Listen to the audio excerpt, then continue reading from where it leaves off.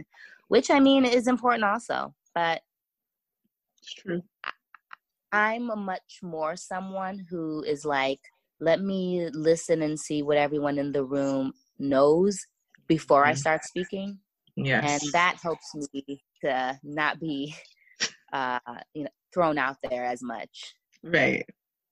So one thing I can absolutely say is that there's like, living out here in the city also, there's almost usually someone who knows more. And so I just wait to see. Because there are also people who think that they know more, but they don't. And so knowing who those people are is just as important, I think. Very much so. And so what do you feel like being in California helps with when it comes to writing for TV versus having been in New York and being in that corporate space? Is there a difference for you? Yeah, I think that there's just more people willing to make stuff out here. There's more people willing to make stuff out here because the weather is not so hard. You know, like you can really only come together and make stuff in New York like half the year almost. Whereas here, you can do it all the time. And also, people come to LA specifically for TV. Like most people don't come to New York for it.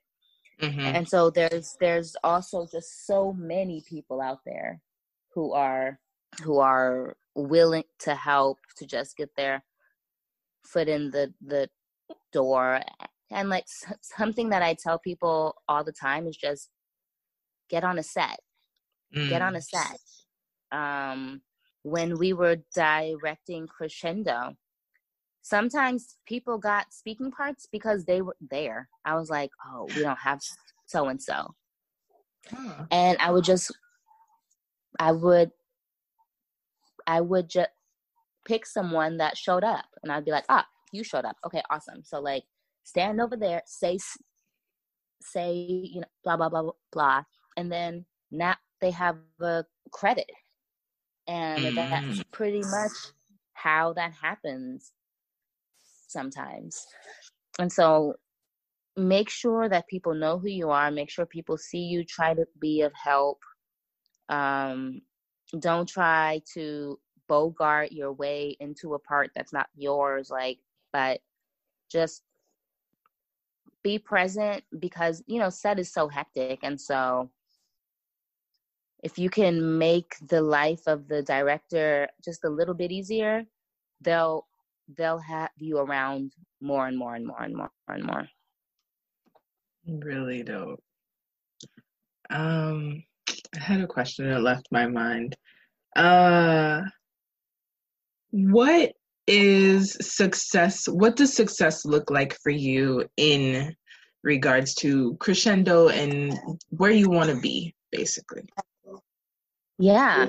So, success to me has been a million things and it changes all the time. Right now, success for me would be financial freedom from only having to take care of my mom. So if I can find someone who I trust that I can pay, that can then free up my schedule. So that way, if I need to take a meeting somewhere or if I need to fly somewhere, then I can.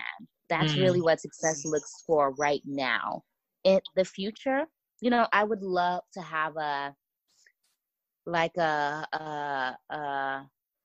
an overall deal at a Netflix or a Hulu or something. Yes. That would be lovely where I can make the content that I love and they're paying me to. Which is why building an audience is so important. Because once you have that base of support, then people then need to come to you. So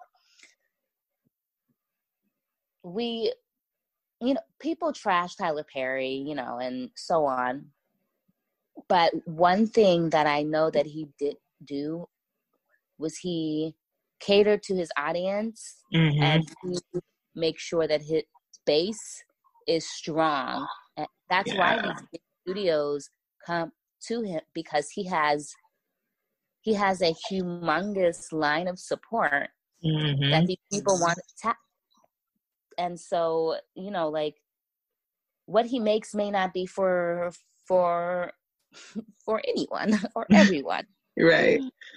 But it's for those people, and those people have money, and these advertisers want their money. So yes, that's pretty much how it works, you know?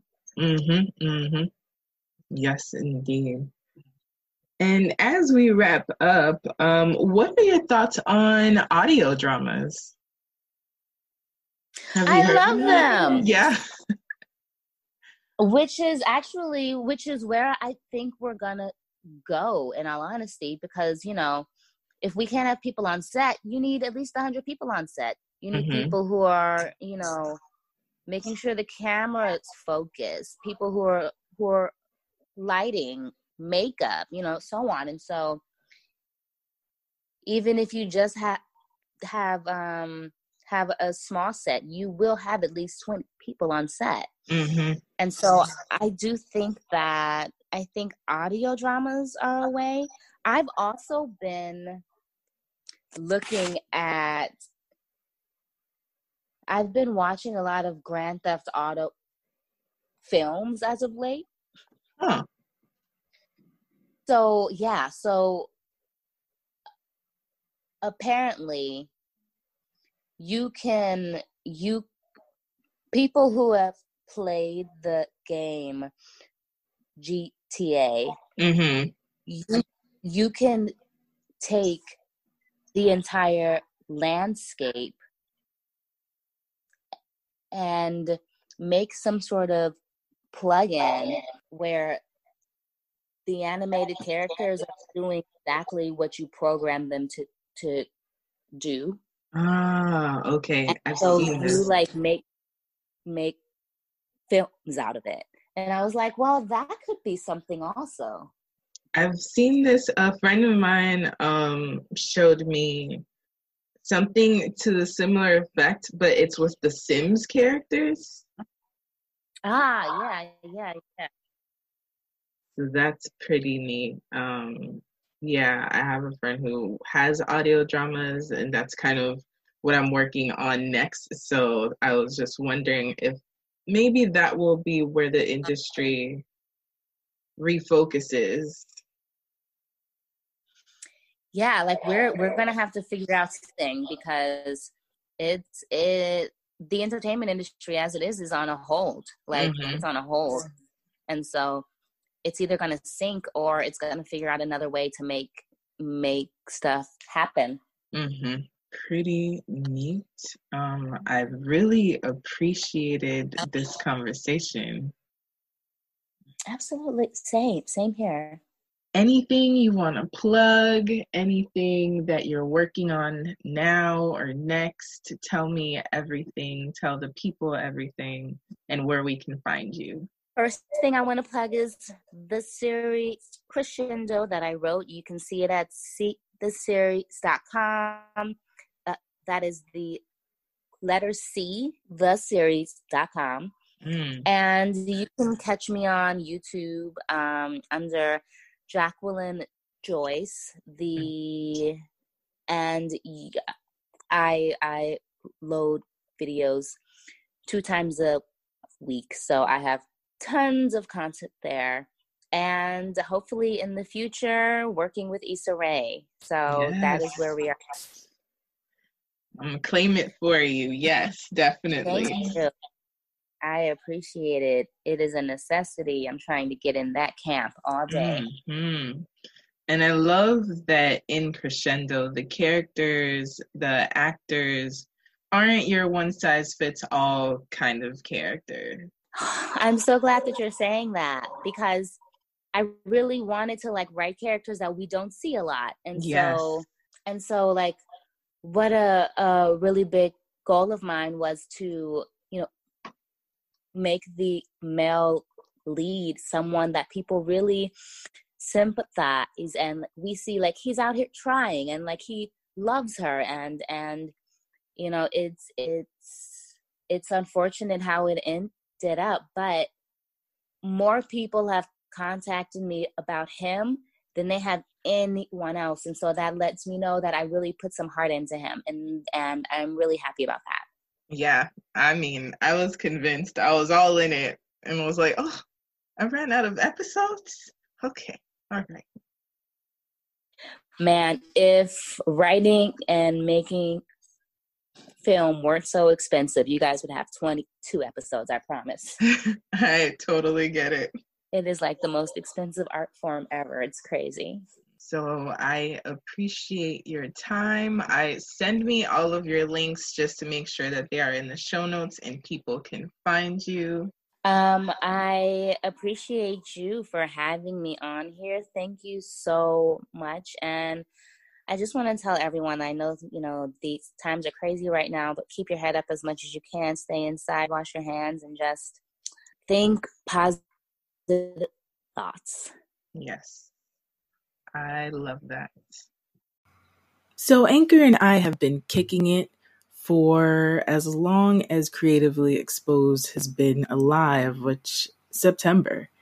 And I am amazed at how easy it is to record an episode, edit an episode when on the go, either on my phone or in my laptop. And I'm getting paid for it. I get this sponsorship and I don't need to have, you know, a huge listenership, which is pretty dope for the beginning. And it's free, y'all. So if you've been waiting to be heard on all of the sound waves, Apple, Google, etc., then this is your time. Get started on the Anchor app or online at anchor.fm and start that podcast today. Thank you for listening to the show.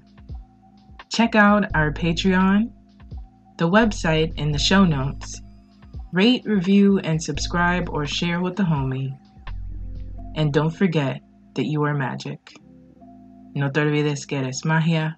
Pa oublier ou c'est magique. Take care and see you next week.